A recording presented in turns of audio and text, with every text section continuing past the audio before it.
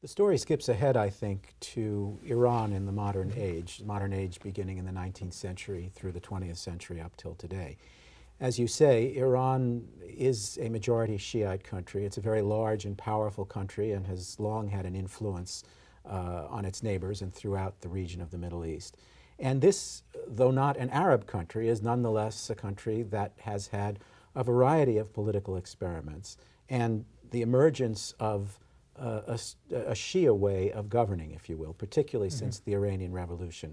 So describe to us the critical role that Iran plays in terms of the modern political awakening, both in the Middle East and more specifically within the Shia community. Well, Shiism came to Iran in 1501, right at the turn of 16th century. Before that, Shiism existed in the Arab world and maybe in pockets here and there in Central Asia, in India. But its base was much further to the east. And Iran was actually the seat of Sunni learning. The greatest theologians, philosophers, jurists of Sunni Islam often came from Iran. Then Iran was converted to Shiism when a Turkic tribe moved south from the area that is today Baku in Azerbaijan and that region, and conquered Iran, and then consciously tried to make Iran Shia, sort of in the way that in the medieval period, the Protestant or Catholic princes would insist on their populations converting. Now, Iran had already been somewhat of an odd man out in the Islamic Empire, in the sense that when the Muslim army swept into Egypt and into Levant, wherever they went, they Arabized the population. The leftovers of the Byzantines in Syria and Jordan, or the Egyptians, the Berbers, they all were sort of conquered and those territories were Arabized. Iran converted to Islam and was conquered by Muslim armies, but it never adopted the Arabic language. So its identity remained always distinct. Now its identity also became distinct by religion. So in some ways what distinguishes Iran in the Middle East is both its Iranianness and its Shia-ness. So it clearly became the seat of Shia power in the region, the only country that was Shia for a very long time, and also the major country that was not Arab, given that Turkey parted ways with the Middle East and became part of Europe after the 1920s. Now, this also will become amplified when you for a long time in the region, you have talk of Islamic fundamentalism. It's an idea that's born among the Sunnis. It's born in India among like the Islamic Party of Pakistan, or is born in the Muslim Brotherhood in Egypt. But it's not those much more famous older Sunni parties that conquer a Sunni country for Islamic fundamentalism. But it's Iran that actually produces the only success case of Islamic fundamentalism.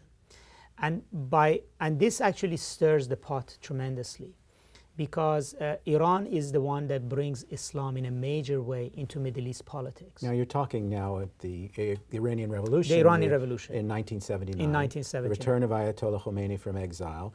Ayatollah Khomeini emerges not just as the leader of Iran, but as the theorist of a new approach to governance that is now characterized as a kind of revolutionary Shia approach to governing a country. Absolutely, and there is this ambiguity because Khomeini never fashioned himself as a Shia leader. He fashioned himself as an Islamic leader, and the ambitions of Iran was to be the leader of the Islamic world and the leader of Islamic fundamentalism.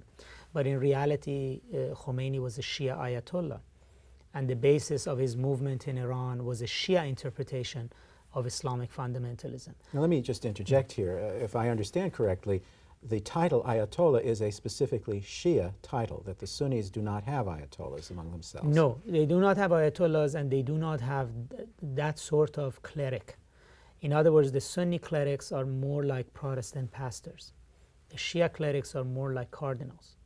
And this is again a product of both history and their theology. In other words, once the imams, the last imam went into hiding to come back at the end of time, he assigned clerics as his representatives.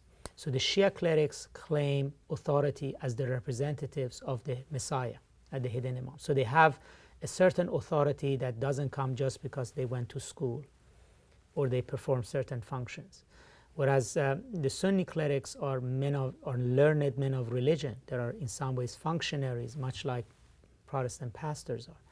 And also Shias, having been minority for such a long time, congregated always around their clerics, in the same way as Jewish communities in Eastern Europe or Catholic communities in places like Poland during the communist rule gathered around rabbis or around Catholic priests.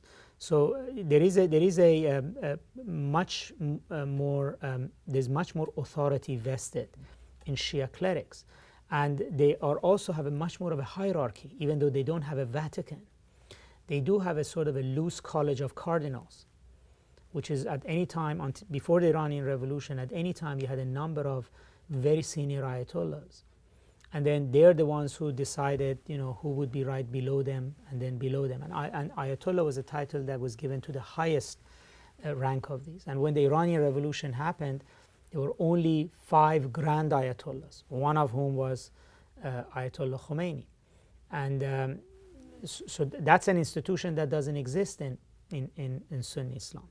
And it is actually important to note that fundamentalism in Sunni Islam was always a lay phenomenon.